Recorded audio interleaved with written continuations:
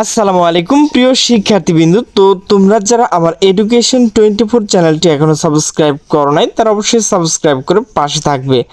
তো তোমরা যারা যশোর বোর্ডের শিক্ষার্থী রয়েছে, তো তোমাদের যে জীববিজ্ঞান এমসিকিউ সমাধান, তো আমি কিন্তু তোমাদের সমাধান নিয়ে হাজির হলাম। তো আমার কাছে কিন্তু গ সেট রয়েছে, তোমরা কিন্তু সকল প্রশ্ন উত্তর পেয়ে যাবে। তো আমি শুধু তোমাদের উত্তরটুকু বলে দিচ্ছি।